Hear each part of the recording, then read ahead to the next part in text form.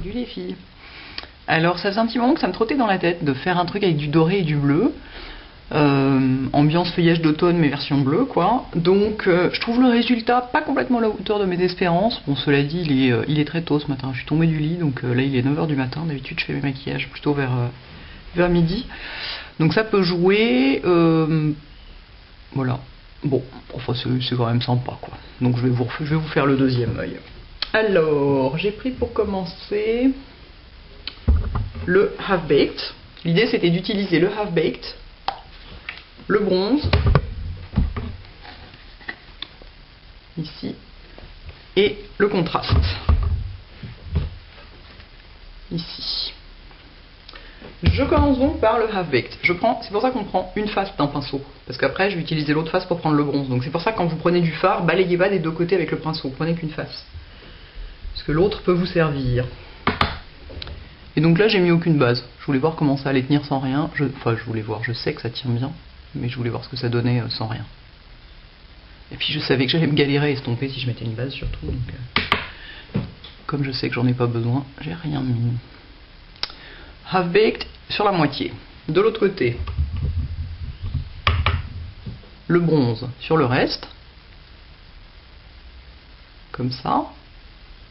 En venant l'estomper dans le Half Baked comme ça, en frottant quoi, doucement dessus. Vous voyez, il faut que quand vous tournez l'œil dans la lumière, ça se fonde entre les deux couleurs. Et ensuite, avec le 14S, le contraste. En banane en fait. C'est tout bêtement une banane de contraste que j'ai fait. Alors je me suis un peu galéré parce que je l'ai posé par-dessus l'autre, du coup forcément on le voit moins. Mais je sais pas, je le sentais comme ça quoi. Ne me demandez pas pourquoi. C'est inexplicable. Du coup faut en mettre pas mal pour qu'on le voit quoi. Ce qui perd un peu de son intensité du fait qu'il est posé sur un autre fard. C'est bizarre, on dirait qu'il y a des bosses sur ma paupière, comme un iguane. Call me paupière d'iguane. Je suis sorti un petit peu beaucoup quand même là. Restons calmes.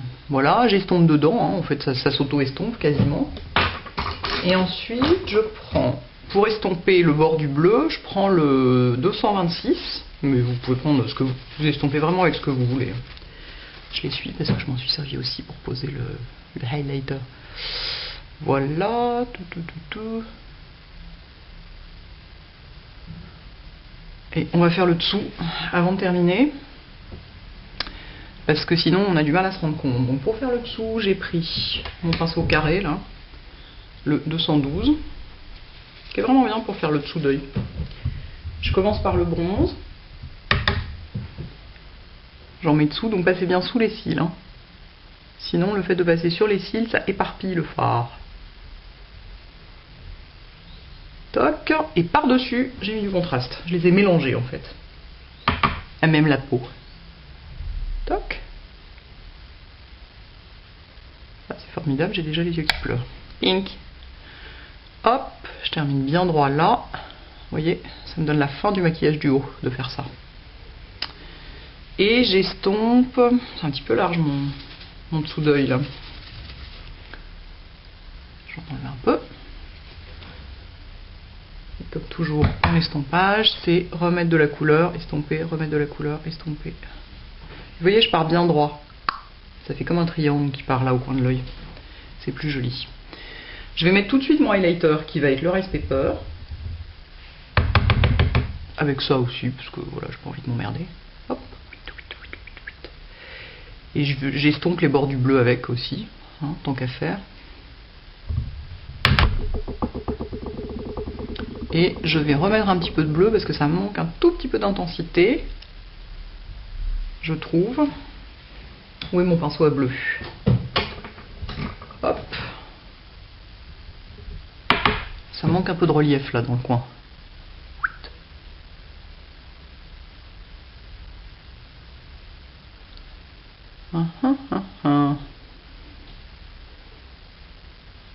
Estompons légèrement les bords.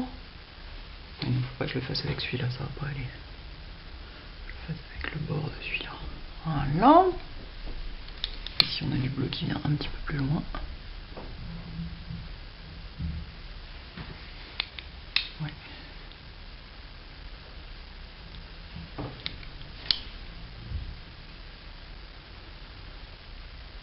Bon, et si vous voulez vous faire la version simple, vous mettez juste du doré et du bleu.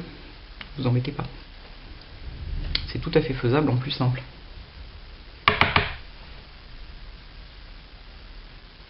Très étonnant cette paupière d'iguane. Ça m'était jamais arrivé. Est-ce que c'est pareil? Plus ou moins, comme d'habitude. Il y a mon rouge à lèvres qui fait des trucs énervants. Bon, si, on va dire que c'est pareil. Et donc ensuite, j'ai pris un aqua eye. Donc c'est un crayon à paupières waterproof. C'est le 3L, donc c'est du bleu marine. Que j'ai bien taillé pour avoir une surface de pose un peu précise. Parce que j'ai pas de liner bleu marine. Et du coup, j'ai fait le liner avec le crayon.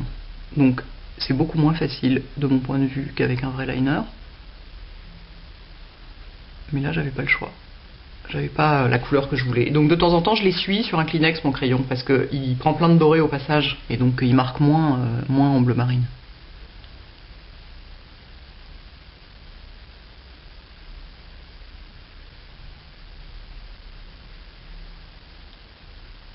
Pas facile du tout le crayon, je trouve. Je suis toujours sidérée quand je vois des filles en dessous de maquillage tirer un trait, vlam, d'un seul coup, nickel. Vous voyez, moi j'arrive pas quoi, c'est pas du tout parfait. C'est pas du tout mon truc. J'ai jamais fait ça, de mettre du crayon sur ma paupière. Du coup, je sais absolument pas faire. Cela dit, comme justement... Ah, des travaux. Encore des travaux, toujours des travaux. J'en ai ras-le-bol. Oui, bah c'est mon taille-crayon. Ah oui. Comme justement c'est du crayon, ça n'a pas besoin d'être aussi précis qu'un trait de liner crème ou gel. Excusez-moi, mais je suis en train de mettre du crayon absolument partout et j'aimerais mieux éviter. Donc je nettoie en même temps. Une fois de plus, une vidéo totalement désordonnée. Oula, ne va pas trop loin, ne va pas trop loin. Pourquoi il y a des petites miettes là sur mon visage?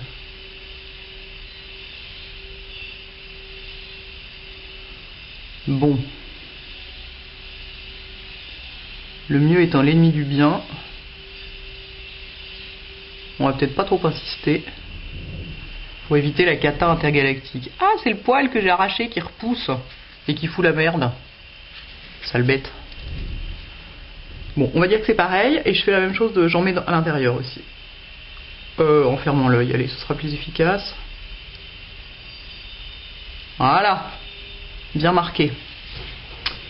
Et enfin, nous allons mettre du mascara. Un double bidon. Putain, j'ai du bleu partout. Regardez, j'ai les mains complètement pleines de... C'est la vidéo cracra. Hop. Est-ce qu'on en est? Ça ressemble presque.